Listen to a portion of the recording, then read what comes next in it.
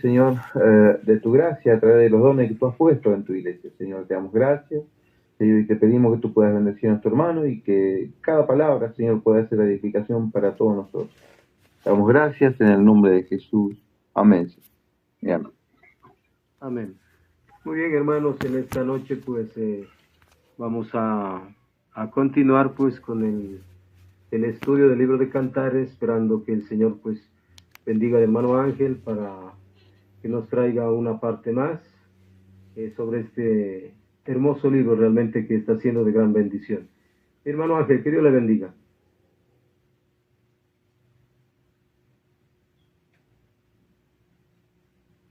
Dios le bendiga, hermano Freddy. Dios bendiga a todos los hermanos. Y bueno, podemos compartir, Dios mediante, un avance más del Cantar de los Cantares. Nos hemos quedado en el verso 8 la semana pasada. Vamos a ver si podemos tomar, por lo menos darle lectura al verso del capítulo 1, al verso 9, 10 y 11 para cambiar la escena de donde estábamos, para salir de la escena donde estábamos y venir a una nueva escena. Vamos a darle lectura, le vamos a dar lectura para tomarlo como base a el Cantares capítulo 1, verso 9, 10 y 11. El 8 era, si tú no lo sabes, oh, hermosa entre las mujeres, lo que vimos la semana pasada, ve, sigue las huellas del rebaño y apacienta tus cabritas junto a las cabañas de los pastores. Vimos las huellas del rebaño.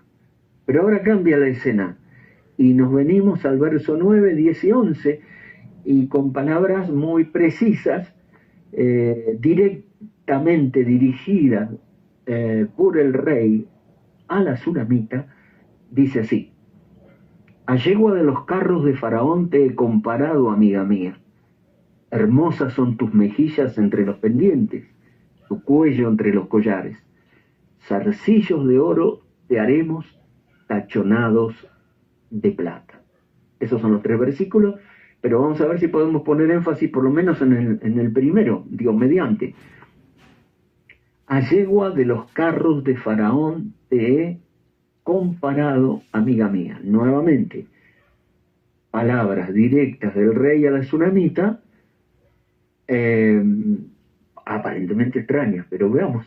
A yegua de los carros de Faraón te he comparado, amiga mía. Hermosas son tus mejillas entre los pendientes, tu cuello entre los collares.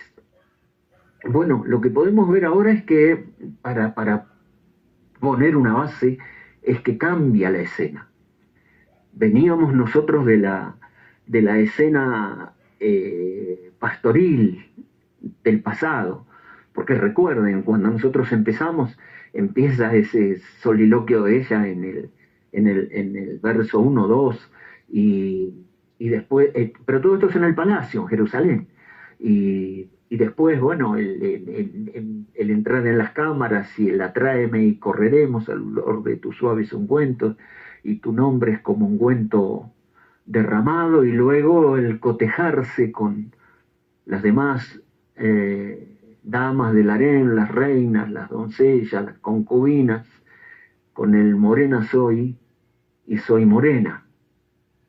Y esto hizo pie para que ella fuera a las escenas del pasado, saliendo del palacio y llegando a las escenas rurales y pastoriles. Me pusieron a guardar las viñas, los hijos de mi madre se airaron contra mí, me pusieron a guardar las viñas y la que era mía no guardé. No reparéis en mí que soy morena, porque el sol me miró. Y retrae la escena y se queda ahí en la escena del pasado, en las viñas, en las escenas, digamos, agrícolas, para pasar a esa escena pastoril donde ella pregunta: hazme saber tú, a quien ama mi alma, dónde apacientas, dónde cesteas al mediodía. Y vimos entonces el rey pastor en esas escenas del pasado, donde aparece Salomón como pastor, pero era el rey en una gran historia. Y luego en el verso 8 descubrimos la semana pasada que por primera vez en el Cantar de los Cantares, el rey, bueno, ahora mimetizado como pastor o caracterizado como pastor, le habla por primera vez a la Sulamita y le dice: si no lo sabes, oh hermosa entre las mujeres, ve, sigue las huellas del rebaño y apacienta tus cabritas junto a las cabañas de los pastores. Tiempo pasado, tiempo de la gran historia, y las primeras palabras del rey, mimetizado como pastor, son, como decíamos la semana pasada y como veíamos la semana pasada, instrucciones de búsqueda. En respuesta a la pregunta de ella, es: ¿dónde apacientas? ¿Y dónde se esteas al mediodía? ¿Dónde está finalmente el lugar de reposo tuyo y del rebaño? Cuando el sol está en su cenit. Y entonces él le da las instrucciones para llegar a él, a ese descanso y reposo del mediodía, y le dice: sigue la senda, sigue las huellas del rebaño, y mientras apacienta tus cabritas junto a las cabañas de los pastores. Esto es en lo natural. Cuando nosotros veíamos en estas semanas el trasfondo espiritual, era una hoja de ruta, eran instrucciones para que ella, no solo la Sulamita, sino la novia y el alma, la novia enamorada de Cristo y el alma enamorada del Verbo, encuentre la senda antigua, las huellas del rebaño, y llegue al lugar de reposo donde se esté al mediodía, donde pueda hallar al amado, a Cristo, al Verbo, en el cenit del mediodía, o encontrar a Cristo en su máximo esplendor y en su cenit, y no encontrar al Señor Jesucristo como un mero miembro de iglesia, o como un adherente, o como un simpatizante del cristianismo, sino encontrar el mejor lugar donde pueda hallar al esposo, al novio, a Cristo, al rey, al pastor, en el cenit, tanto de su primera venida como de su segunda venida. Entonces, esto fue muy importante porque eran las primeras palabras del rey pastor, del pastor rey, en el Cantar de los Cantares, como instrucciones para ella de búsqueda, para que pueda encontrarlo en el lugar mejor y de la mejor manera encontrarle y conocerle a él. Bueno, ahora la escena cambia y ahora ya nos vamos de la escena pastoril del pasado, de la gran historia, y regresamos ahora al palacio. Aquí está el rey. Verso 12 dice: mientras el rey estaba en su reclinatorio. Todo esto, el verso 9, 10, 11 y 12 y demás, ya es el rey con ella en el palacio nuevamente. Y estas también, curiosamente, son las primeras palabras del rey a la Sulamita en el palacio.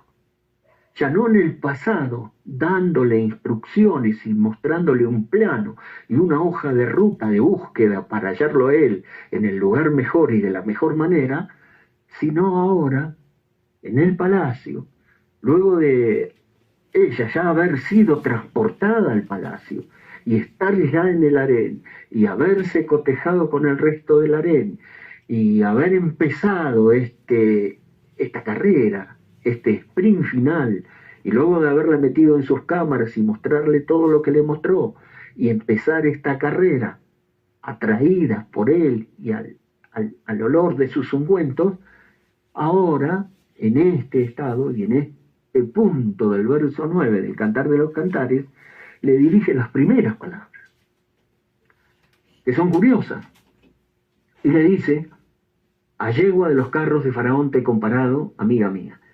Hermosas son tus mejillas entre los pendientes y demás, y zarcillos de oro te haremos, tachonado de plata. Bueno, ahí esto, el 10 y el 11, dejémoslo por ahora. Vamos a ver si podemos cotejarnos, o entrarles, o considerar, como corresponde, el verso 9.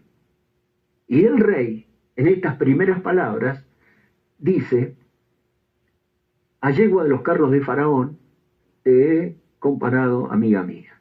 Bueno, Otras versiones dicen, te he comparado, oh amada, a una compañía de caballos en los carros de Faraón.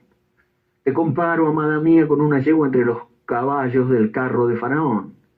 Te comparo, amada mía, una yegua uncida atada al carro de Faraón. La Septuaginta dice, a la caballería en carros de Faraón te ha asemejado. Bueno, distintas formas de traducirla, pero más o menos es lo mismo, como la Reina Valera 60 siempre lo hace, de una manera muy buena, muy linda. A yegua de los carros de Faraón te he comparado, amiga mía. Siendo que son las primeras palabras registradas en el Cantar de los Cantares del rey a la Sulamita en el palacio, es muy importante considerar. Fíjense que le dice, a yegua de los carros de Faraón te he comparado, y le dice, amiga mía. En el verso 8 el pastor le había dicho a la Sulamita, hermosa entre las mujeres, hermosa entre las mujeres, le dice hermosa, pero ahora el rey le dice, amiga mía. Esto ya de por sí es sobresaliente, porque muchas mujeres pueden ser hermosas, pero no muchas pueden ser amigas del rey.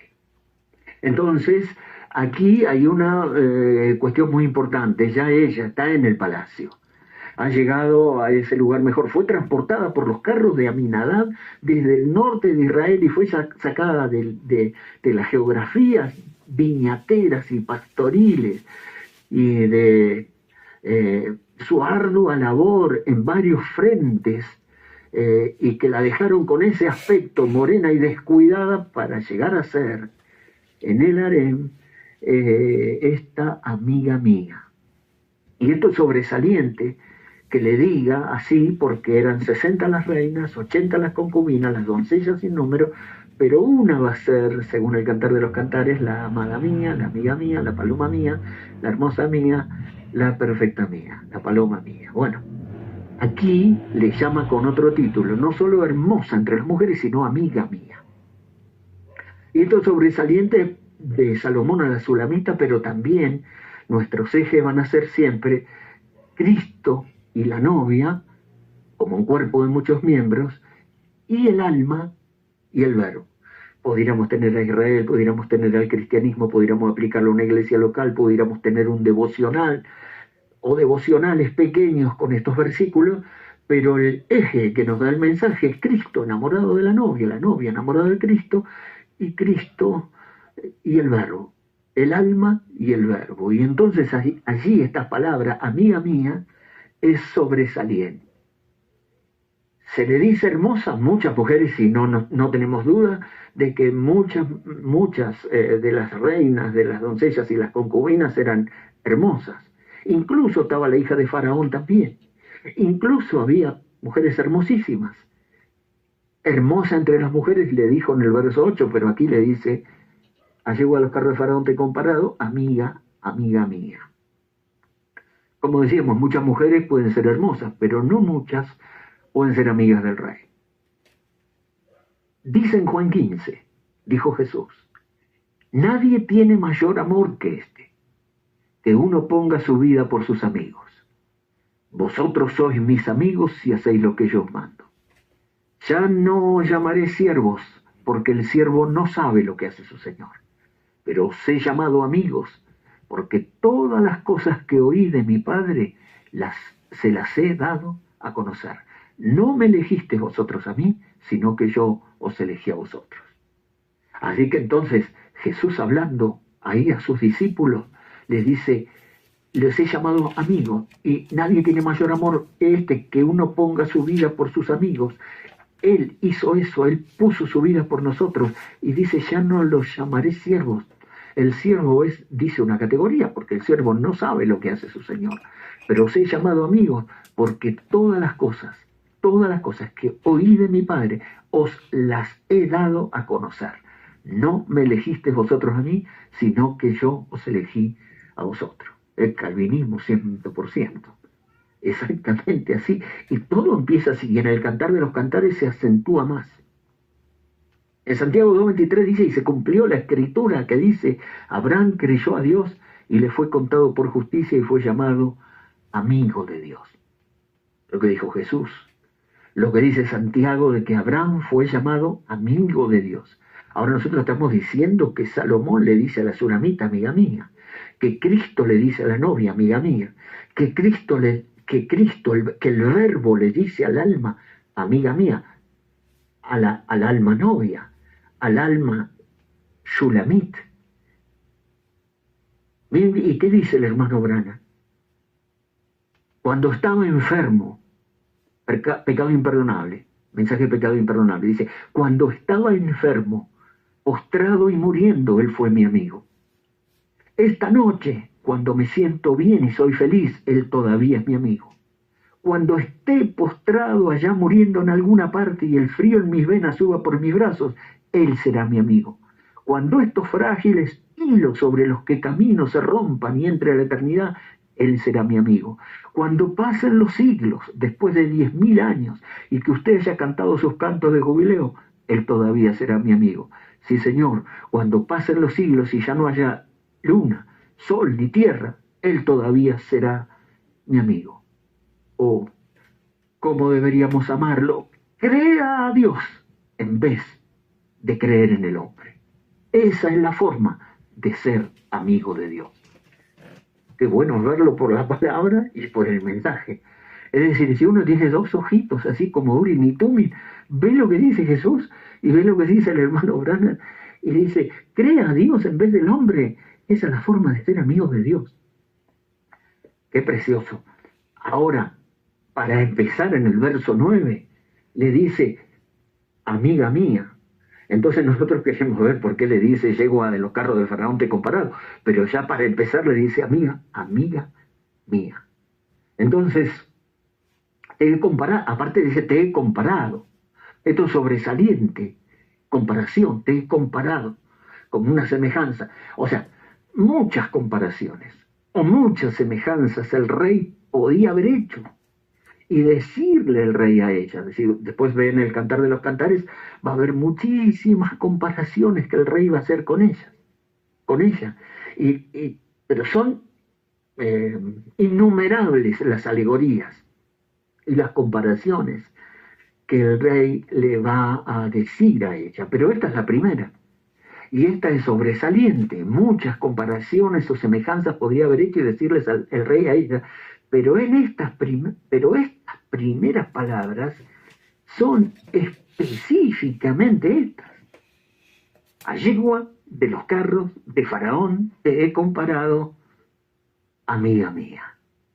Podía haber dicho mil cosas más.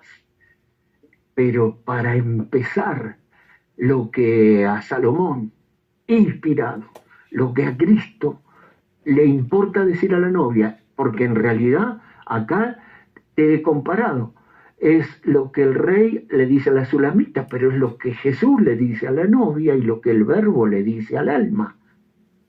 Esto es lo que le dice. A yegua de los carros de Faraón te he comparado. Bueno, mi pensamiento, Dios mediante, para esta noche serían los carros de Faraón, carros de guerra. Los carros de Faraón, carros de guerra.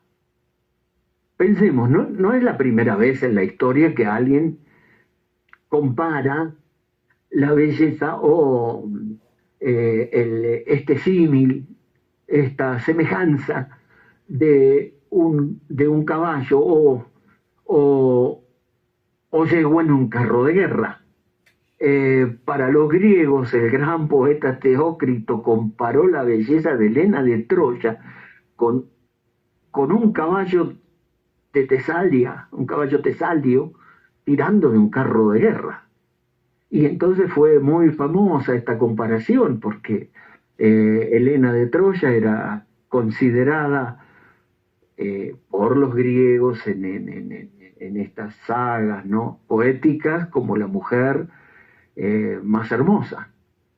Comparaban a Helena de Troya con un caballo tesalio, un caballo griego que tira de un carro de combate. O sea que no es nada extraño en sí, en la poética antigua o la poética oriental. Sin embargo, que se compare a la Sunamita, a la novia y al alma con una yegua de los carros del faraón, requiere que nos detengamos un poco. Ahora, vamos a pensar entonces, los carros de faraón. Si nosotros pensamos en los carros de faraón, lo primero que se nos viene a la mente son los carros de faraón hundidos en el Mar Rojo. Pero, por supuesto que sí. Pero, ¿por qué? ¿Qué eran los carros de faraón? Eran carros de guerra. ¿Pero qué eran? Eran las maquinarias de guerra de la época. Es decir, nadie tenía ese tipo de armamento. Los carros de guerra. Los primeros en tenerlo fueron los faraones de Antiguo Egipto, que fueron introducidos por los hicsos, por una dinastía de reyes semitas, pastores, que fueron los primeros que introdujeron los carros de guerra. Carros tirados por caballos con ruedas que en el campo de batalla hacían estragos.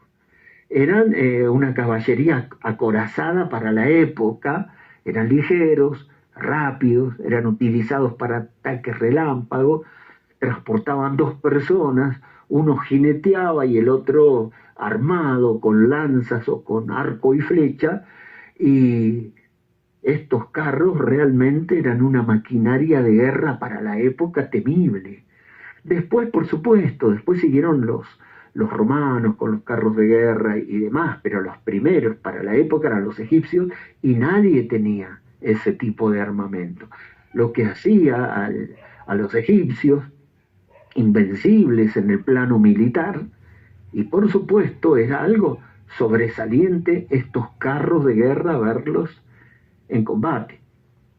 Finalmente, los carros de guerra en Egipto, si ustedes ven los jeroglíficos y las pinturas egipcias, van a ver que están pintados allí en muchas batallas, ¿no? Aún los príncipes, los carros de guerra al final llegaron a formar una fuerza de élite en el antiguo Egipto, como una caballería especial, acorazada.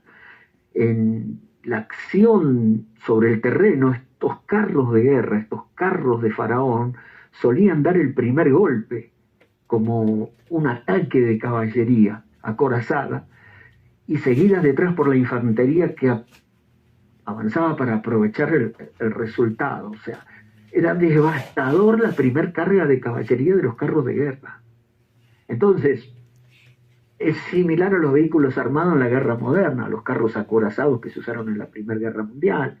Pero en la época antigua eran carros tirados por caballo, y realmente al ir 2 iban los caballos uncidos, atados al carro de combate. Entonces estos caballos eran indudablemente que eran especiales para estar uncidos en ese tipo de carros. Entonces, en el antiguo Egipto, los miembros de los carros formaban una propia clase aristocrática, y a veces en las pinturas y en los grabados se puede ver el rey cabalgando con las élites, disparando sus flechas a los enemigos, los carros de combate que en la persecución al pueblo de Israel en el Mar Rojo llegaron a ser célebres, porque Dios hundió todos los carros de Faraón en el Mar Rojo. Eso fue sobresaliente. Ningún ejército en el mundo podía hacer eso. Nadie podía enfrentar a los carros de Faraón. No había ejército en las potencias de la época. Los asirios que aparecían o los demás no podían enfrentar los mesopotámicos o los pueblos que hubiera, enfrentar los ejércitos de Faraón y su temible caballería, que avanzaba primeramente con lo que se conocían como los carros de Faraón, los carros de guerra. Por eso, el hundimiento en el Mar Rojo de los carros de Faraón es la gran escena épica de liberación por el brazo del poder de Dios, ya que los carros y el ejército de Faraón eran invencibles para la época. Ningún ejército podía derrotarlos. Y es sobresaliente cómo lo relata la Biblia, porque en el Éxodo 14, cuando el pueblo estaba ya para irse, y cruzar hacia la tierra prometida, estaba el Mar Rojo que les impedía y venían endurecidos. Faraón se arrepiente, se endurece y viene a perseguir al pueblo, y dice Éxodo 14, siguiéndolos pues los egipcios al pueblo de Israel, con toda la caballería y carros de Faraón, su gente de a caballo y todo su ejército, los alcanzaron acampados junto al mar. Quedaron encerrados, el pueblo de Israel, entre el Mar Rojo y los carros de Faraón, su caballería, su gente de a caballo y todo su ejército, dice Éxodo. En Éxodo 14, dice que el mar se abrió y el pueblo de Israel pasó como por tierra seca. Y dice la Biblia en Éxodo 14, 23, que siguiéndolos los egipcios, entraron tras ellos hasta la mitad del mar. Ven como dice, toda la caballería de Faraón, sus carros y su gente de a caballo. Y aconteció en la vigilia de la mañana que Jehová miró el campamento de los egipcios desde la columna de fuego y la nube, y trastornó el campamento de los egipcios. Quitó las ruedas de sus carros y los trastornó gravemente. Entonces los egipcios dijeron, huyamos de delante de Israel, porque Jehová pelea por ellos contra los egipcios. Los carros de Faraón, la caballería, todo su ejército, todos sus jinetes, vieron que Dios peleaba contra ellos y desarmó los carros a la mitad del Mar Rojo abierto. Pero ¿qué pasó? El pueblo cruzó y el mar se cerró y quedaron allí el jinete, el caballo y los carros de Faraón, carros de guerra. Pero noten, entonces cantó Moisés, el famoso cántico de Moisés, y la letra es sobresaliente. Dice, y Jehová y los hijos de Israel cantaron este cántico a Jehová, diciendo, cantaré yo a Jehová porque se ha magnificado grandemente. Ha echado en el mar al caballo y al jinete. Jehová es mi fortaleza y mi cántico y ha sido mi salvación. Y luego dice, Jehová es varón de guerra. Jehová es su nombre. Echó en el mar los carros de Faraón y su ejército y sus capitanes escogidos fueron hundidos en el Mar Rojo. Éxodo 15, del 1 al 4. Sobresaliente.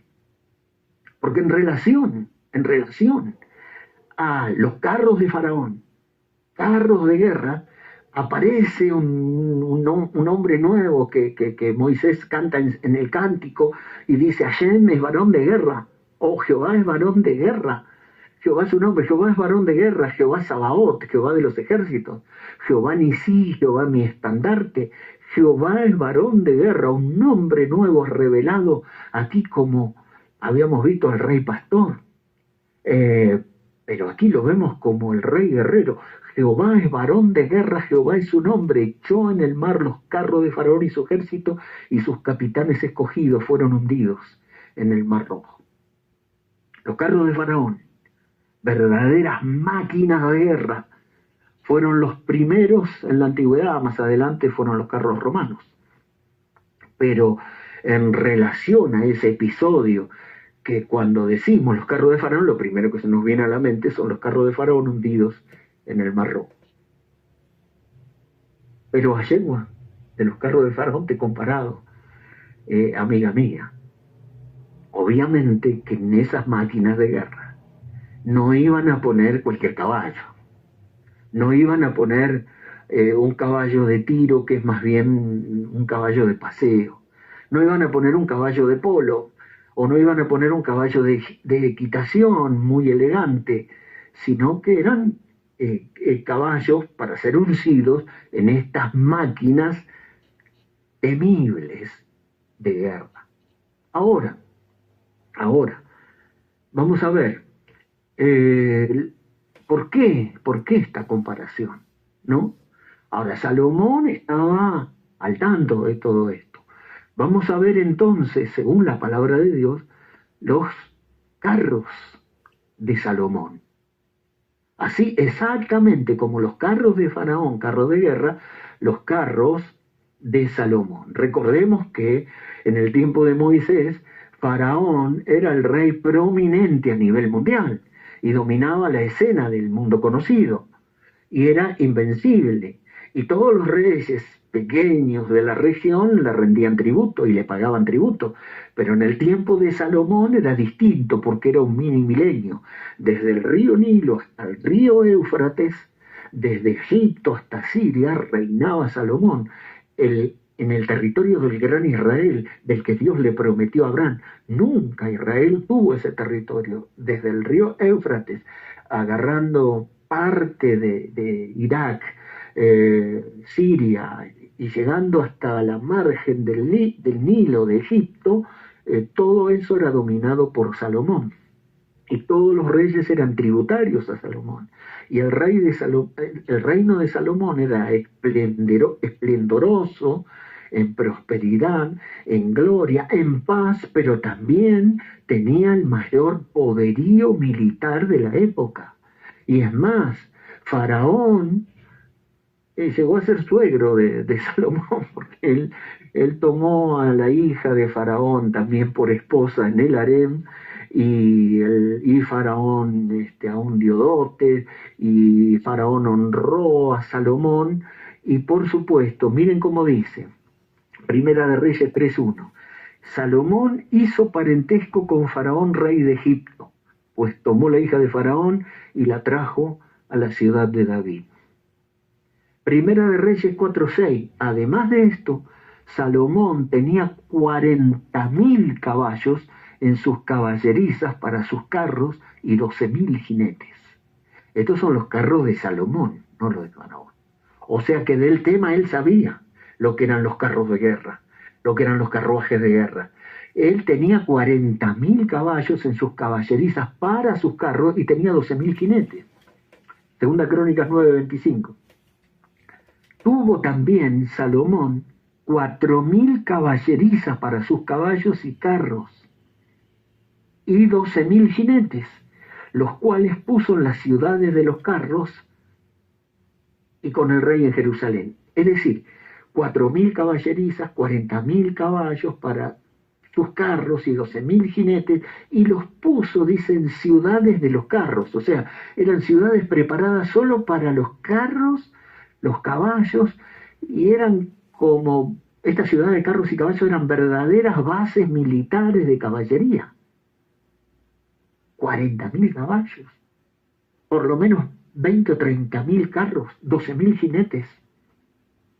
Primera de Reyes 10 dice, y traían de Egipto caballos. Salomón apreciaba los caballos egipcios, que eran los mejores para los carros de guerra. Traían de Egipto caballos y lienzos a Salomón, porque la compañía mercader del rey compraba caballos y lienzos. Traían caballos de Egipto y lienzos a Salomón. Segunda Crónicas 9:28, traían también caballos para Salomón, de Egipto y de todos los países. De Egipto los mejores caballos y de todos los países los mejores caballos. ¿Para qué? Para los carros de Faraón, no, para los carros del rey, para los carros de Salomón. Miren cómo dice, Segunda Crónica 1:17, y subían y compraban en Egipto un carro por 600 piezas de plata y un caballo por 150, y así compraban por medio de ellos a todos los reyes de los Eteos en Egipto y a los reyes de los Eteos y a los reyes de Siria. O sea que seguía trayendo carros y caballos para sus bases militares, y era Salomón invencible en ese tiempo, porque era el rey, el hijo de David, sobre el trono de David, un tipo del reino milenial, imbatible, invencible. Entonces, cuando Salomón tiene en mente y la inspiración le hace decir el primer elogio, la primera cosa que él destaca y que es importante para el rey que ella tenga o que ella sea, a yegua de los carros de Faraón te he comparado, amiga mía. Bueno, sobresaliente. Salomón era experto en carros y caballos de guerra, sobre todo en carros egipcios, que era el arsenal de Faraón. Ahora, los caballos entonces de guerra, solo estamos deteniéndonos para encontrarle el sentido al símbolo. porque no es solamente que le dice así por decir, que la compara con una yegua de los carros de Faraón, nada más, así porque sí. Estamos hablando de la palabra de Dios, estamos hablando del cantar de los cantares, estamos hablando de Salomón y la Sulamita, de Cristo enamorado de la novia y del alma y el verbo. Así que entonces, por algo le dijo. Entonces, en los carros de guerra, los egipcios utilizaban caballos, no caballos pesados, ni grandes, ni caballos para otro tipo, caballos de trabajo, caballos para distintas cosas, para equitación y distintas cosas, sino que eran caballos especiales, razas más pequeñas y ágiles, más que los de tiro pesado. Probablemente estos caballos egipcios y los caballos árabes eran, que se dicen son los mejores, eran descendientes de caballos salvajes, por supuesto, domesticados, amansados, y eran capaces, una vez que ya estaban amansados, todo ese potencial lo tenían ahí, pero ya estaban amansados, eran capaces de tirar los carros de guerra con velocidad y eficiencia. Miren esto. Los carros egipcios en particular eran ligeros y diseñados para la velocidad, por lo cual que requería caballos que pudieran moverse rápidamente en el campo de batalla. Ahora, en definitiva, en síntesis, eran caballos salvajes que habían sido domados, domesticados, entrenados y preparados para la guerra, inteligentes, obedientes y listos para estar en 1000 campos de batalla. Uncidos, atados al carro. Estando atados al carro no podían huir, ni siquiera podían caer o rodar como los caballos de la caballería cuando se ve que son heridos y ruedan, se mancan. No, estos no podían huir del campo de batalla, no podían ni siquiera caer porque estaban atados al carro, no podían rodar. Si eran heridos estos caballos, continuaban hasta el fin, y si morían, morían de pie. Bueno, estos eran los caballos de los carros de Faraón, eran los caballos de los carros de guerra, y en forma femenina.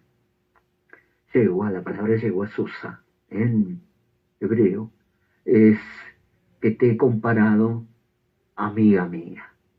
Es decir, esto es sobresaliente, porque aquí está hablando de que estos caballos, Salomón habrá visto muchas veces al inspeccionar, no solo como cuando inspeccionaba las viñas, o como cuando pastoreaba en los territorios de pastoreo, mimetizado como un pastor, sino cuando iba a visitar las ciudades de los carros, las caballerizas y estos verdaderos regimientos de caballería que tenía Salomón. Podía ver a los caballos y a los carros de combate y a las yeguas de estos carros, y podía observarlas con sus heridas laceradas en el pecho y en las patas y demás, y cómo estaban ya listas para una nueva batalla. Es decir, Salomón podía apreciar bien la calidad de estas yeguas que eran especiales para los carros de guerra. Pero esto es lo que dice Salomón, pero vemos lo que Dios mismo dice. ¿Qué Dios dice acerca del caballo? ¿Qué dice el mismo creador, el que creó al caballo? ¿Y qué es lo que dice? Dios mismo describe al caballo como creador, dándole al caballo ciertas características como creador, y él destaca estas características. Dios le habla a Job en Job 39 y le pregunta, entre tantas cosas que le pregunta cuando Dios rompe el silencio y finalmente habla con Job, y le pregunta así: ¿diste tú al caballo la fuerza? ¿Vestiste tú su cuello de crines ondulantes? ¿Lo intimidarás tú al caballo como si fuera una langosta? El resoplido de su nariz es formidable. Escarba la tierra, se alegra en su fuerza. Sale al encuentro de las armas. Hace burla del espanto y no le teme. Ni vuelve el rostro delante de la espada. Contra él suenan la aljaba, el hierro de la lanza y la jabalina.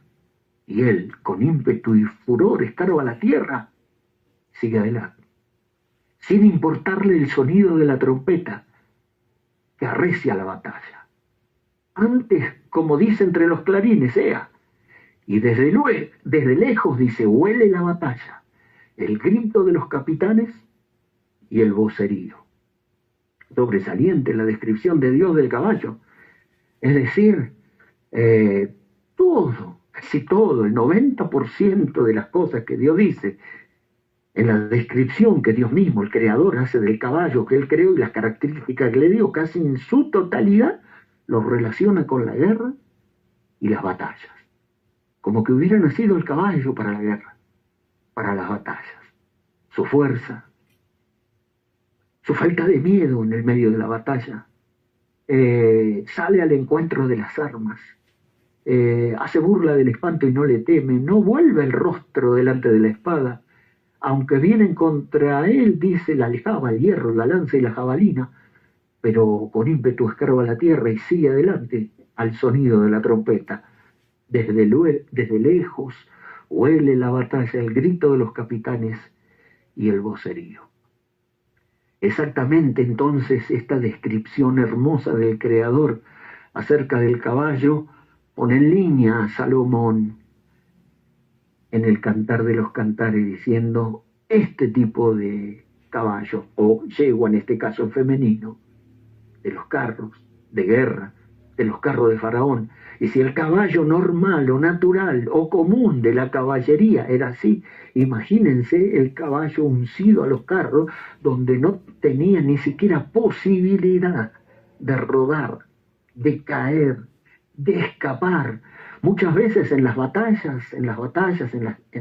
todas las batallas de caballería que hubo, a veces era tirado el jinete y muchas veces algunos caballos subían de la batalla en la confusión del combate, pero esta posibilidad no se le daba al caballo, a la yegua de un carro de combate, porque estaba uncida al carro, estaba atada al carro y aún herida tenía que seguir ahí en su puesto del deber, y si moría de pie en el campo de batalla.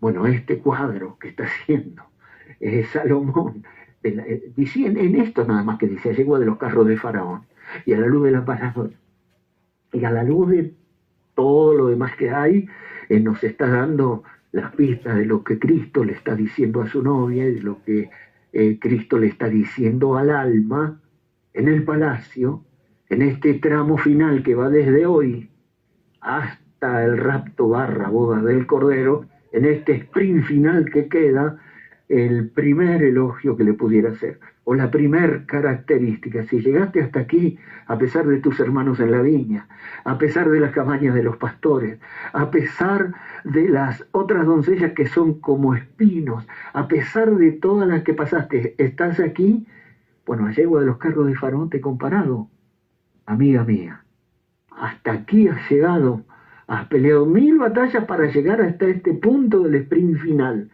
Así que ahora, sin ninguna duda, eres hermosa, pero más que hermosa, esta es la comparación primera que le interesa destacar al rey.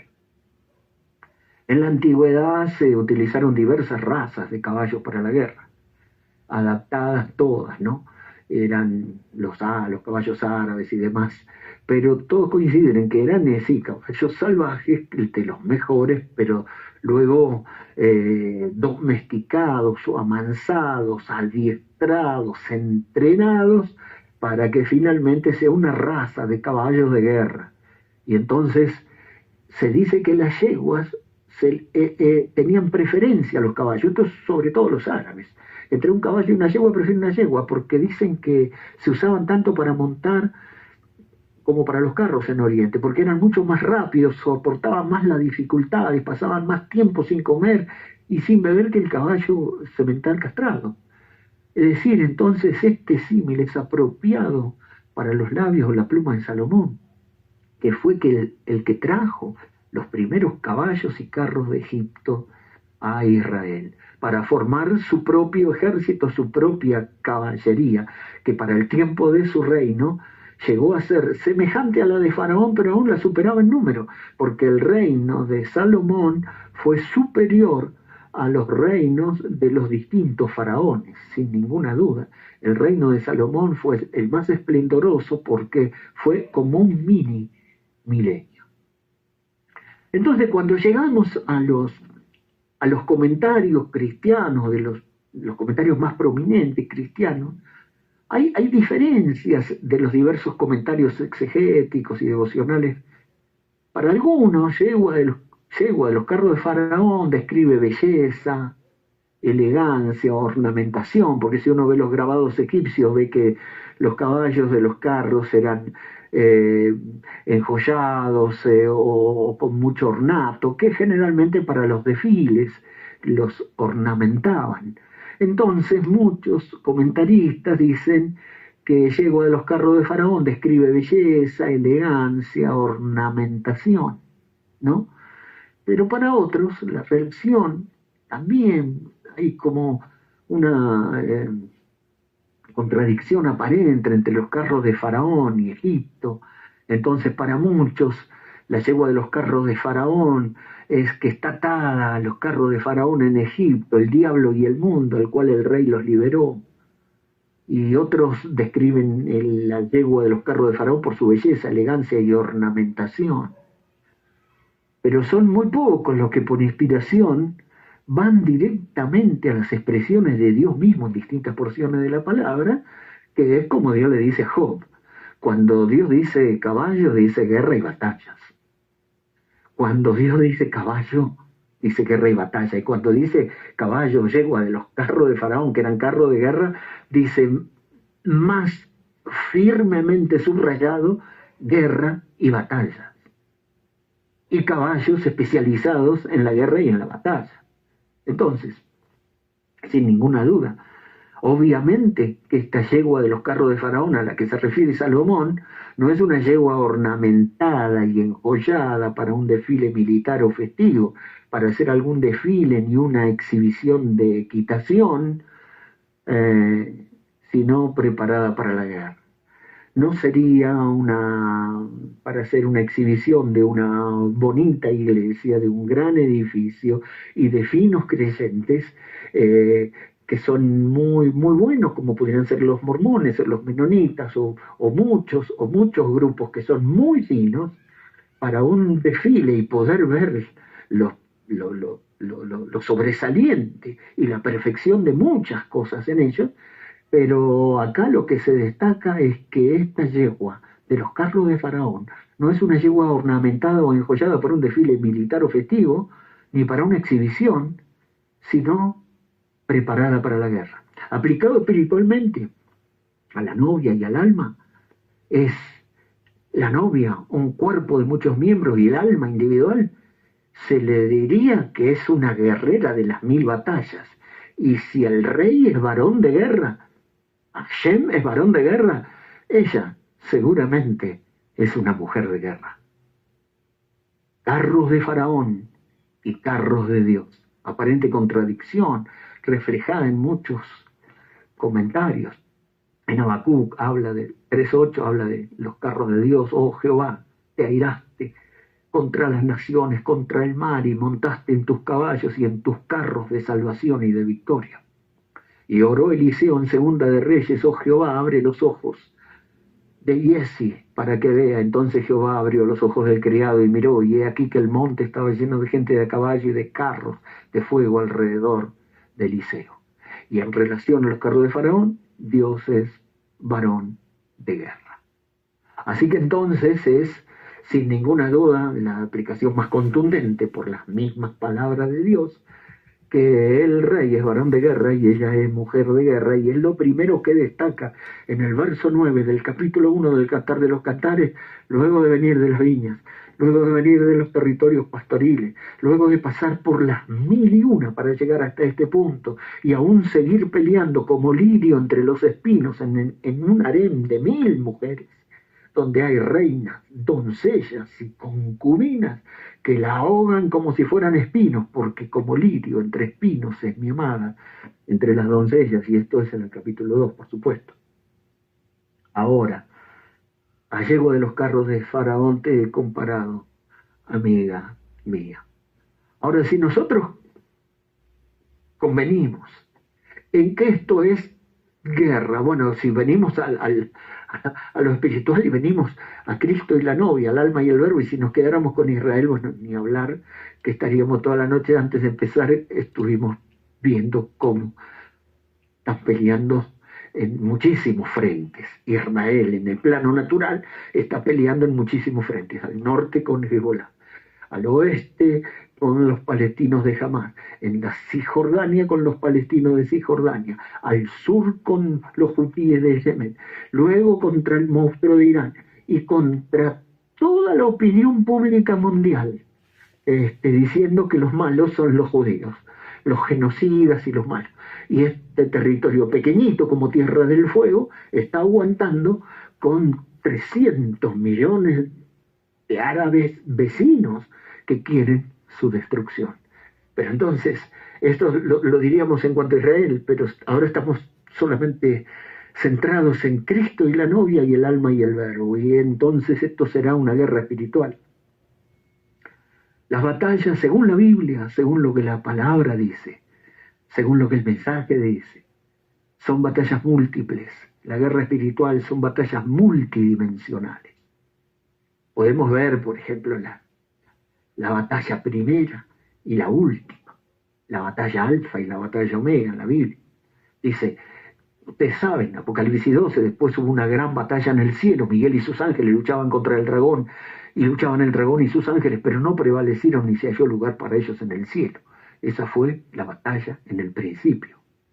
Y la batalla en el final, Apocalipsis 19:19, dice, y vi la bestia, y a los reyes de la tierra, y a sus ejércitos, reunidos para guerrear contra el que montaba el caballo y contra su ejército, contra el rey guerrero de Apocalipsis 19, que sale de su boca una espada, y que en su muslo tiene un nombre escrito, y que se llama el Verbo de Dios. Es el Rey en su segunda venida, es el Rey Jesús, el Rey guerrero en Apocalipsis 19, pero vi la bestia y a los reyes de la tierra y a sus ejércitos reunidos para guerrear contra el que montaba el caballo y contra su ejército. Y su ejército le seguía también en caballos blancos. La guerra primera y la batalla primera y la batalla última. Pero en el medio, entre la primera y la última, hay miles de batallas en una guerra multidimensional y múltiple. Mensaje del hermano Branham, la contienda, la batalla, el conflicto entre Dios y Satanás, la más grande batalla que jamás ha sido peleada, las puertas del enemigo por 3, el Edén de Satanás, campo enemigo, el cuarto sello, poder político, poder religioso, poder demoníaco, todo en 1000 combates por donde la mire. ¿Qué dice la Biblia? Batalla, guerra espiritual, sí. ¿Contra qué? Contra la carne, contra el mundo, contra el diablo, Efesios 6, contra principados, potestades, gobernadores de las tinieblas, huestes espirituales de maldad. ¿Contra qué más? Contra las 2 bestias de Apocalipsis 13, contra la imagen de la bestia, contra la gran ramera, contra los 4 caballos, el anticristo en todas sus fases, el espíritu anticristo en todas sus fases, contra los 200 millones de demonios, las langostas, las ranas, las aves inmundas y aborrecibles. Guerra espiritual, o sea, una yegua enjollada y ornamentada como para dar un paseo en una exhibición. No, la yegua de los carros del faraón te he comparado a una máquina de guerra, que tiene que pelear multidimensionalmente, no en 5 o 6 frentes como Israel, sino en 1000 frentes: la carne, el mundo, el diablo, principados, potestades, gobernadores de las tinieblas, huestes espirituales de maldad, y todo lo que se le ocurra. 2 bestias, imagen de la bestia, la gran ramera, los 4 caballos, el espíritu anticristo por doquier, en todas sus fases, los 200 millones de demonios, las langostas, las ranas, las aves inmundas y aborrecibles, el reino religioso. Apocalipsis 9 dice, y el aspecto de las langostas. Esto es la quinta trompeta, esto es la Primera Guerra Mundial, pero también el hermano Branham en 65 dice que esto es demencia, esto es en el tiempo del fin, estos son espíritus que vinieron del abismo creando el infierno en la tierra, y el aspecto de las langostas era semejante a caballos preparados para la guerra. el aspecto de las langostas que subieron del abismo en el humo como un horno y oscureció la luz. Estos millones de demonios preparados para la guerra, son como caballos preparados para la guerra. Tenían cabezas, caras como humanas, etcétera, y el ruido de sus alas era como el estruendo de muchos carros de caballos corriendo a la batalla. El estruendo de sus alas era como de carros, de muchos carros de caballos corriendo a la batalla. Y Apocalipsis 9, la sexta trompeta, que es la Segunda Guerra Mundial, pero que también los 200 millones fueron soltados, pero no fueron después de la Segunda Guerra Mundial vuelto a guardar. No, están sueltos. El número de los ejércitos era 200 millones, yo oí su número, dice Apocalipsis 9:6. 200 millones. Fíjate las trompetas, estos no eran caballos naturales, respiraban fuego, tenían corazas de jaspe, etcétera. Eran caballos espirituales, diablos espirituales, caballos de guerra. 200 millones de diablos de persecución, diablos sobrenaturales. ¿Sí? El espíritu romano, Hitler, Stalin, Mussolini, el espíritu romano, pero desatado ahora en persecución. Observen a Israel natural y a la iglesia espiritual. Contra los judíos en lo natural, contra la iglesia en lo espiritual. Mientras nos separamos aquí, fíjense, 200 millones de demonios desatados contra aquellos judíos, los quemaron, los crucificaron, los metieron burbuja en sus venas, los mataron hasta que no tuvieron más gas con qué matarlos, los fusilaron, no tenían balas con qué dispararle, hicieron todo lo que pudieron, incineraron sus cuerpos, los colgaron en la cerca, niños, todos. Fíjense, nos damos cuenta de que eran esos 200 millones de demonios en lo natural para una nación natural, Israel. Pero ahora en el reino eclesiástico, desató ese espíritu contra la iglesia, contra las denominaciones, no, contra la novia. 200 millones de demonios. Entonces ayer de los carros de Faraón te compararon por tu belleza, por tus adornos, por tu elegancia, por tu fineza, para una exhibición, para una justa deportiva como el polo o la equitación. No, como una máquina de guerra, dispuesta a pelear las 1000 batallas, y atada al carro, no de Faraón, sino al carro de Salomón, al carro del rey guerrero. Y si aún tiene que caer en la batalla, caerá de pie. Y aún con las heridas abiertas en su pecho y en sus patas, aún sigue atada al carro de Salomón, a los carros de guerra. Sin ninguna duda. Pero, podemos decir esto, según la palabra. A pesar de ser una guerra multidimensional de muchos frentes y con un abanico enorme de fuerzas enemigas, la batalla más grande, la más importante, la batalla que jamás ha sido peleada, y no hay batalla más grande que esta, dice el hermano Branham, la batalla más grande que todas las batallas, es esta, es interior. El campo de batalla es interior. Es en la mente, pero no es por la mente. Es en la mente el campo de batalla, pero es por el alma. Es absolutamente interior, es la más grande batalla. Más grande batalla jamás peleada. El hermano Branham dice, esta primera batalla fue peleada, comenzó en el cielo, ¿sí? Cuando Miguel y sus ángeles pelearon contra Lucifer y sus ángeles. Allí comenzó la primera batalla en el cielo. Luego fue lanzada del cielo y echada a la tierra. Y cayó sobre los seres humanos. Entonces la batalla entre ángeles llegó a ser una batalla humana.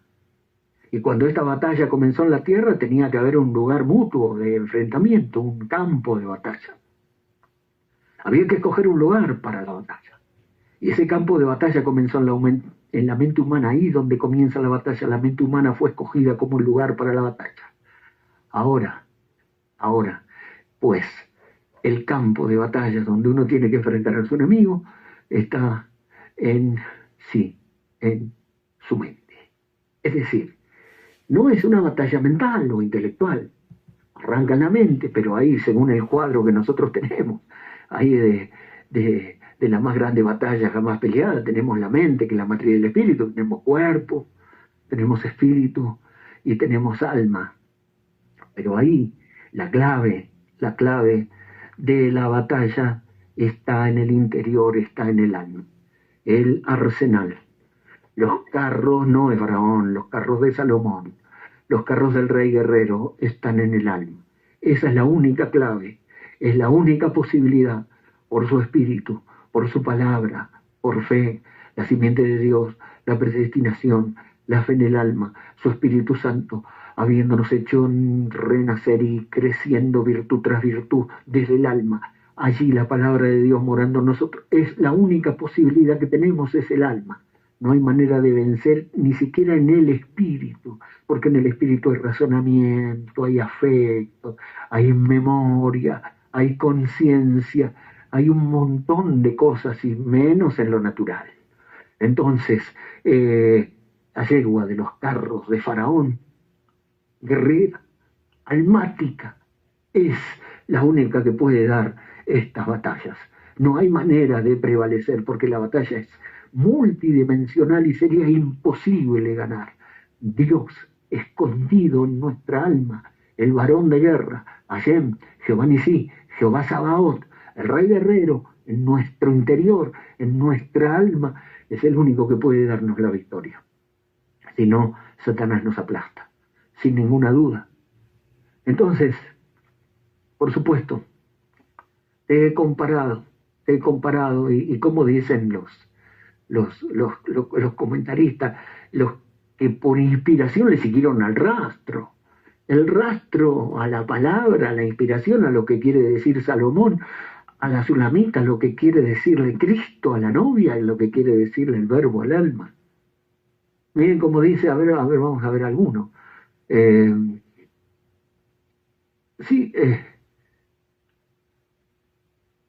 Veamos el de Wesley. Te he comparado a amada mía, una compañía de carros como los carros de Faraón, comparado contigo por fuerza y por coraje, para vencer a todos tus enemigos, porque los caballos son famosos por esa propiedad, fuerza y coraje para la batalla. Y se pensó entonces la fuerza de la batalla consistía principalmente en caballos y carros, especialmente una compañía o multitud de carros. Y la iglesia en este libro de Cantares está representada no solo como fresca y hermosa, sino también como terrible y guerrera para sus enemigos. Muy bueno lo de Wesley, cortito, pero muy bueno. Y también, Orígenes, como siempre, va a encontrar el hilo. Y entonces dice, pero también el profeta Habacuc, porque claro, Orígenes se va por toda la escritura para buscar rastros de esto. Entonces dice, también el profeta Habacuc, leemos con toda claridad y evidencia acerca de la caballería del Señor, como el Señor monta en sus caballos. Estas son las palabras de la escritura. ¿Acaso, Señor, te airaste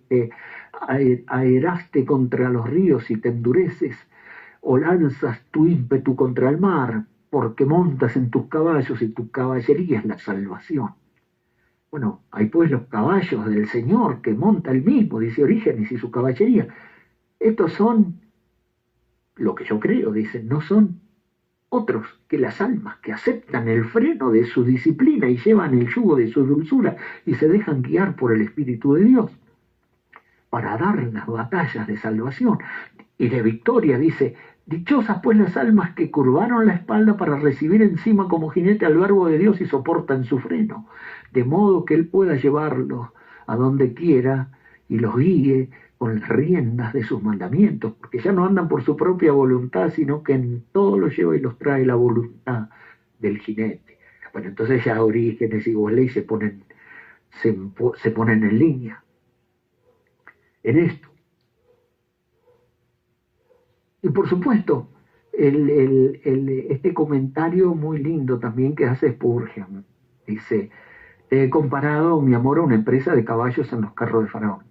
Los verdaderos creyentes son tan fuertes, tan nobles, tan hermosos como los caballos en el carro de Faraón, que fueron reconocidos por todo el mundo. Seamos, dice, como esos caballos. Tiremos juntos, estemos uncidos al gran carro de nuestro rey detrás de nosotros y estemos contentos de usar su arnés, que podamos ser participantes de su espléndido triunfo. Muy bueno. pero el que más me gusta de todos estos comentarios es el de Hudson Taylor, porque le pone una nota de color al final sobresaliente.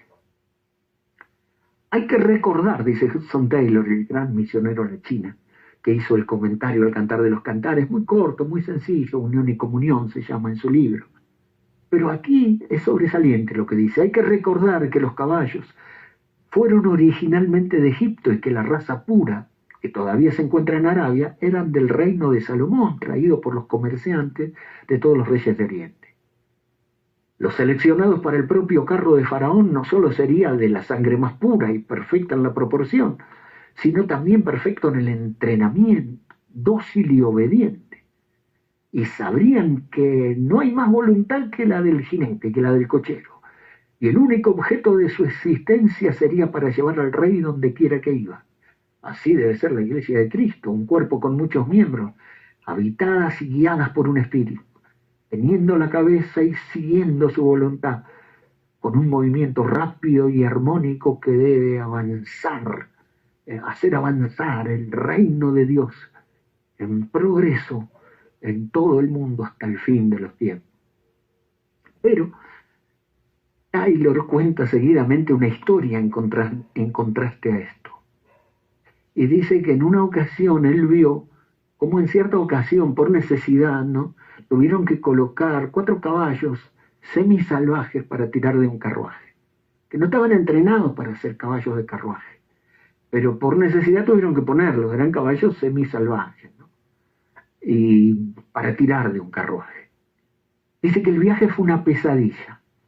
No volcaron milagrosamente y llegaron a destino destrozados. La reflexión es que así es la Iglesia en muchas ocasiones, muy lejos de ser comparable a las yeguas de los carros de Faraón. Entonces, qué sobresaliente, como lo dice Taylor, más o menos como lo dice el hermano Branham en Adopción.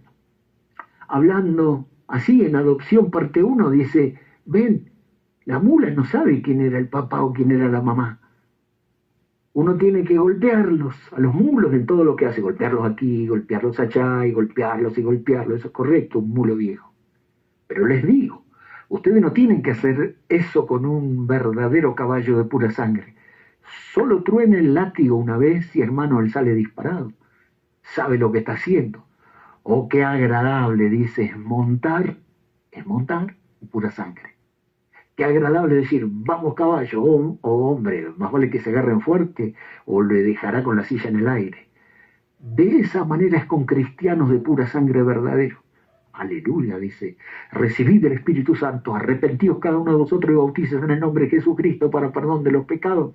Salen disparados tan rápido como pueden. A llegar al agua salen disparados. No pueden descansar día y noche hasta que reciben el Espíritu Santo. ¿Por qué? Porque ellos saben quién es su padre. Ven, se necesitan 2 para producir un nacimiento, papá y mamá. La mula no sabe quién es papá ni quién es mamá, pero nosotros sabemos quién es papá y mamá porque nacimos de la palabra escrita de Dios, confirmada por el Espíritu. Y hermano, un verdadero cristiano nacido de nuevo, su espíritu tan pronto como él recibe la palabra, recibe el Espíritu Santo. Pregúntele algo, entonces él sabe dónde está parado. ¿Cree en sanidad divina? Amén. ¿Cree en la segunda venida? Amén. Pregúntele algo a una mula. La religión de mula, dice, yo no sé, el doctor John dijo alguna vez, ahí lo tienen. Van en pos de Saúl. Ellos no saben. Bueno, le digo, mi iglesia no está segura de ello. Dice, pero distinto es con un caballo de pura sangre. Qué sobresaliente entonces, con razón, dijo a yegua de los carros de Faraón, te he comparado, amiga mía. Pero hay una cosa curiosa en las Escrituras, que es interesante notar. Hubo una ocasión curiosa en la historia cuando literalmente los carros de Faraón fueron ungidos por Dios para la victoria. Sí, así como escuchan. Una vez en la historia, los carros de Faraón, del Faraón de Egipto, fueron ungidos por Dios para la victoria. En este caso, era el Faraón Necao, en los días del gran rey Josías. Los carros de Faraón Necao fueron tan ungidos para la victoria que ni siquiera el gran rey Josías, que fue inigualable según la Biblia, le pudo hacer frente. Por el contrario, lamentablemente el gran rey Josías sucumbió ante los carros de Faraón. Solo imaginemos la escena de los caballos y yeguas de los carros de Faraón, convertidos por Dios en invencibles para esa misión contra el asirio. Faraón Necao fue comisionado por Dios para destruir a la amenaza del rey asirio. Dice así en 2 de Crónicas 35, después de todas estas cosas, luego de haber reparado Josías la casa de Jehová, Faraón Necao, rey de Egipto, subió para hacer la guerra en Carquemis, rey de Asiria, junto al Éufrates. Entonces tenía que cruzar de sur a norte, de Egipto a Siria, y tenía que pasar por Israel, con sus ejércitos y sus carros, los carros de Faraón. Y automáticamente Josías salió contra él. Pero Necao, Faraón Necao, le envió un mensajero diciendo: ¿qué tengo yo contigo, rey de Judá? Yo no vengo contra ti hoy, sino contra la casa que me hace guerra, contra el rey asirio. Y Dios me ha dicho que me apresure. Deja de oponerte a Dios, que está conmigo, no sea que Él te destruya. Mas Josías no se retiró, sino que se disfrazó para darle batalla, y no atendió las palabras de Faraón Necao, que eran de boca de Dios. Y vino a darle batalla en el campo de Megiddo, que es el campo de Armagedón. Segunda Crónicas 35 sigue diciendo: los flecheros tiraron contra el rey Josías. Y entonces el rey dijo a su siervo: quítenme de aquí porque estoy herido gravemente. Entonces sus siervos lo sacaron de aquel carro y lo pusieron en un segundo carro que tenía, y lo llevaron a Jerusalén, donde murió. Y lo sepultaron en los sepulcros de sus padres, y todo Judá y Jerusalén hicieron duelo por Josías. En aquellos días Faraón Necao, rey de Egipto, subió contra el rey de Asiria, salió contra él el rey Josías, Segunda Reyes 23, y así que lo vio lo mató en Megiddo. Pero noten que dice la Biblia de Josías, Segunda Reyes 23, no hubo otro rey antes de él, Josías, que se convirtiese a Jehová de todo su corazón, de toda su alma y de toda su fuerza, conforme a toda la ley de Moisés. Ni después de él nació otro igual. No hubo nunca nadie como Josías, ni antes ni después de él, que con todo su corazón, toda su alma y toda su fuerza se convirtió a Dios y barrió desde Dan hasta Beerseba toda la idolatría de Israel. Sin embargo, cometió un solo error en toda su vida: salirle al cruce al faraón Necao. Pero resulta que el faraón Necao era el plan de Dios para liquidar al rey de Asiria, y era el programa de Dios, y era el plan de Dios, y por más buen rey que fuera, dice, nunca hubo nadie como él. Y después que murió, dice Jeremías, el profeta Jeremías, endechó y cantó en la memoria de Josías. Y todos los cantores y cantoras recitan estas lamentaciones sobre Josías hasta el día de hoy, las cuales están escritas en el libro de los lamentos. Entonces, ¿qué pasó? No importa entonces cuán buenos, honestos, sinceros puedan ser los verdaderos siervos de Dios como Josías, y aún con el mejor de los deseos para servir en la obra de Dios, si no se tiene cuidado y certeza antes de salir al cruce y emprender una batalla contra algo o contra alguien, que aunque no parezca, puede ser estar enviado con una comisión de parte de Dios. Era el caso de Faraón Necao. Esto fue un desastre total para Josías. No hubo atenuantes, ni siquiera tantos años de excelente y glorioso servicio a Dios. Se opuso al plan de Dios y no escuchó las advertencias. Conclusión: la obra y el plan es de Dios y no nuestro. Entonces, ¿cuántos faraones Necao no salimos al cruce sin ni siquiera pensarlo dos veces antes de salir? Entonces, el plan de Dios es muy vasto, y Él desde arriba, como en un dron, Él mira todo el cuadro, la mesa de arena. Entonces Él manda a Faraón Necao contra el rey de Asiria y manda aquí para allá. Y entonces Josías estaba haciendo un gran trabajo dentro de Israel y él tenía que seguir haciendo eso, y fue el mejor rey, y la Biblia registra como que fue el que antes de él no hubo otro como él y que después de él nunca nació otro igual. Sin embargo, eso aún así todo no le daba derecho a interferir en la obra y en el plan de Dios, porque la obra y el plan es de Dios y no nuestro. Somos colaboradores de Dios, pero no es nuestra la obra y no es nuestro el plan. Entonces, sí queda como antecedente que hubo una vez que Dios ungió los carros de Faraón y las yeguas de los carros de Faraón para la victoria, y nada se le pudo oponer, ni siquiera el grandioso rey Josías. ¿Y qué podemos decir entonces? La yegua de los carros de Faraón te comparada. ¿Por qué?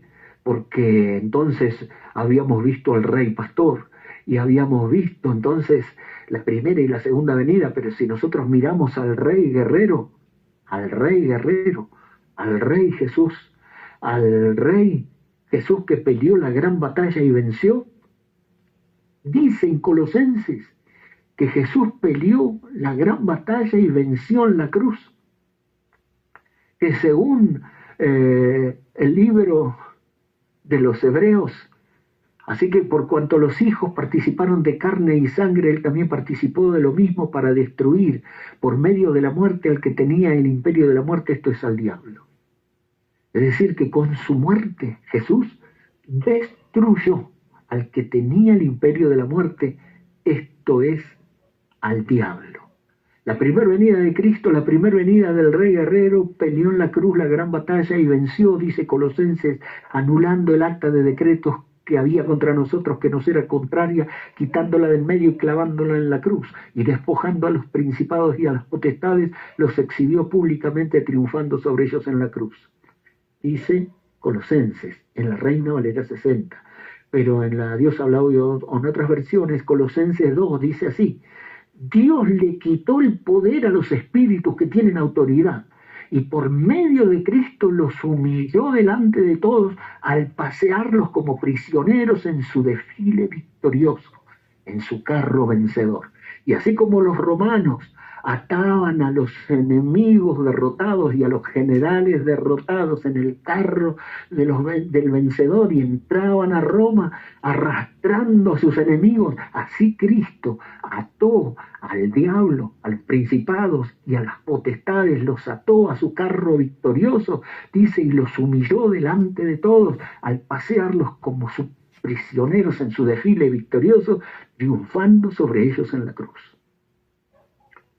Tremendo el rey guerrero, el carro de Faraón, el carro de Salomón, los carros de guerra, los carros de Jesús en la cruz, donde ató a todos los principados y las potestades y los arrastró dimensionalmente por todos lados, humillándolos públicamente, los exhibió y paseándolos como prisioneros en su desfile victorioso, atados a su carro vencedor. Entonces, lógicamente, en Apocalipsis 5 dice, y miré y oí la voz de muchos ángeles alrededor del trono, de los seres vivientes y de los ancianos, y el número era millones de millones, que decían a gran voz: el Cordero que fue inmolado es digno de tomar el poder, las riquezas, la sabiduría, la fortaleza, la honra, la gloria y la alabanza, por todo lo que conquistó el rey guerrero en su primer venida. Y ahora, en su segunda venida, en el tiempo final, la caballería celestial de Jehová Sabaoth, de Jehová varón de guerra, de Jehová Nisí, viene ahora para reclamar su posesión, para tomar el control y el dominio del planeta Tierra, para desalojar a los reinos que gobiernan este mundo y para desalojar al diablo y a todas las potestades y tomar el poder y el control del planeta Tierra para establecer su reino milenial. Y entonces la caballería celestial viene para dar la batalla final en Apocalipsis 19. Santo, santo, santo, grande eterno Dios, con alegría hoy te alabamos. Rey de reyes, grande capitán, todopoderoso guerrero, honor y gloria, luz y dominio tributaremos todos a ti. Santo, santo eres tú, Señor, Dios de las batallas, glorioso.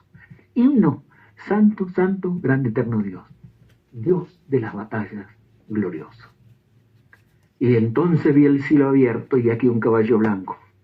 y el que lo montaba se llamaba Fiel y Verdadero, y con justicia juzga y pelea. Sus ojos eran como llamas de fuego y había en su cabeza muchas diademas. Tenía un nombre escrito que ninguno conocía sino él mismo. Estaba vestido de una ropa teñida en sangre y su nombre es el Verbo de Dios.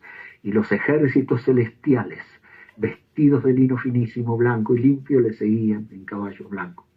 De su boca sale una espada aguda para herir con ella las naciones, y él las regirá en el milenio con vara de hierro. Y pisa el lagar del vino del furor y de la ira del Dios Todopoderoso, y en su vestidura y en su muslo tiene escrito este nombre: Rey de Reyes y Señor de Señores. Y por supuesto, vi el otro bando, a la bestia y al rey de la tierra y a sus ejércitos reunidos para guerrear contra el que montaba el caballo y contra su ejército. Es el reto final, es la batalla final. Y miren cómo lo comenta el hermano Branham, qué bueno, en el cuarto sello, por supuesto. Pero cuando aparezca nuestro Señor sobre la tierra, Él estará cabalgando un caballo blanco como la nieve, y será completamente, enteramente Emmanuel, la palabra de Dios encarnada en un hombre. Ve, esa es la gran diferencia entre los dos, entre el amarillo de Satanás y el blanco sólido, la palabra de Dios. Noten, el anticristo viene sobre un caballo pálido de colores mezclados. Sí, su poder todo mezclado. Amarillo es la política, son poderes nacionales, poderes religiosos, poderes demoníacos. Son toda clase de poderes mezclados. Es amarillo, tiene toda clase de poderes, pero cuando viene Jesús es sobre un caballo de un color sólido, blanco, la palabra. Cristo está sobre la palabra completamente blanca y no adulterada desde el principio. Amén, dice, todo color sería blanco si no se le hubiera metido alguna química, porque es el único color original. Y dice, y toda la iglesia estaría sólida sobre la doctrina apostólica de la palabra, caballo blanco, con Dios confirmándola, si no tuvieran la mezcolanza de credos y denominaciones. Ahí lo tienen. Oh, hermano Evan, me siento religioso. El caballo blanco es la palabra pura, y dice, es la doctrina apostólica, y estaría blanca todavía, como fue en el principio, si no la hubieran mezclado con distintas tintas y químicas denominacionales. Luego, dice, si Él es el caballo blanco y Él es el Verbo, al mezclar cualquier cosa con esa, cualquier tipo de credo, al añadirle una palabra o quitarle una palabra, es pervertir la cosa entera. ¿O qué cosa? Señor, manténme con la palabra. Entonces, para terminar, allego de los carros de Faraón te he comparado, amiga mía, guerra, batalla multidimensional. Es más grande batalla, al final dice, yo creo que la más grande batalla que se ha peleado está ahora a punto de acontecer, y yo creo que Dios ha estado escogiendo sus soldados y los ha estado vistiendo, entrenándolos, y el frente de batalla está establecido y a punto de comenzar. Y se nos dice del guerrero efesiano de Efesios 6, por lo demás, hermanos míos, fortaleceos en el Señor y en el poder de su fuerza, vestidos de toda la armadura de Dios, para que puedan estar firmes contra las asechanzas del diablo, porque no tenemos lucha contra sangre y carne, los humanos, sino contra principados, potestades, gobernadores de las tinieblas de este siglo, huestes espirituales de maldad en regiones celestes. Por tanto, tomad toda la armadura de Dios. Y este es el guerrero efesiano, para que podáis resistir en el día malo. Estad pues firmes, ceñidos vuestros lomos con la verdad y vestidos con la coraza de la justicia, calzados los pies con el apresto del evangelio de la paz. Sobre todo, tomad el escudo de la fe, con que podáis apagar los dardos de fuego del maligno. Tomad el yelmo de la salvación y la espada del Espíritu, que es la palabra de Dios, orando en todo tiempo, con toda oración y súplica en el Espíritu. El soldado efesiano, para terminar, el soldado de César. Una vez, dice el hermano Branham, cuando César, después de una gran batalla, dijo, quiero mi guerrero más destacado, la yegua de los carros de Faraón, el guerrero más destacado, que venga a mi lado. En esa gran celebración de triunfo sobre nuestro enemigo, y todos los oficiales prepararon sus plumajes, ilustraron sus escudos y desfilaron, ustedes saben, de esa manera, así como verdaderos soldados. Pero después de un rato, un hombrecito pasó caminando herido. Oh, él dice, apenas dio una mirada hacia arriba y continuó. Y César dijo, un momento, Tú ni siquiera estás vestido como un oficial. Le dijo, ven acá, ¿dónde obtuviste esas cicatrices? Y él le respondió, allá en el campo de batalla. Y él le dijo, sube acá, al carro de César. Tú eres el hombre que yo quiero que esté a mi lado. ¿Por qué? Él demostró que había estado en la batalla. Oh Dios, dice el hermano Branham, ten misericordia del hombre que se corte la mano con una lata de sardina y que luego sea condecorado. Yo quiero tener cicatrices de batalla, como dijo Pablo, llevo en mi cuerpo las marcas de Jesucristo. Por eso yo quiero batallar en el campo de batalla. Y algún día, cuando nuestro supremo capitán venga, el cual nos armó, que nos dio la armadura de Dios, el Espíritu Santo, y nos dio su palabra con la cual combatir, cuando nuestro capitán supremo venga cabalgando, yo quiero subir a ese carro y continuar a casa con él, al carro de Dios. Entonces, luego tomaré a mi esposa del brazo y mirando veré a mis hermanos y a sus esposas y a sus hijos cuando comencemos a caminar por aquellos países, paraísos de Dios, y los ángeles llenando todo el ambiente con himnos de esa manera. ¡Qué tremenda celebración! Cuando la batalla haya terminado, nosotros sabremos de lucir la corona. Hermano, vos soldados de la cruz, esta mañana saquen el brazo de fe y echen mano de ese arma. Cuando la batalla termine, un día predicaremos el último sermón, cerraremos la Biblia por última vez, cantaremos la última alabanza, oraremos la última oración, y cuando así sea, la última batalla terminará algún día para mí. La batalla terminará algún día para ustedes. Pero no se preocupen, entonces nos encontraremos con Melquisedec, el gran sumo sacerdote de Dios nuestro Señor Jesucristo, que nos servirá la comunión después de la batalla, como fue con Abraham, y nos sentaremos después que la batalla termine. Jehová Jireh. Sí, a yegua de los carros de Faraón te he comparado, amiga mía. Es muy importante para el rey que ella tenga esas características que Dios le dio al caballo natural, pero que también le dio a su pueblo en lo espiritual. Así le dijo Salomón a la Sulamita, así le dice Cristo a su novia, y así le dice el Verbo al alma. A yegua de los carros de Faraón te he comparado, amiga mía. Dios le bendiga en esta noche. Dios bendiga, hermano Frey.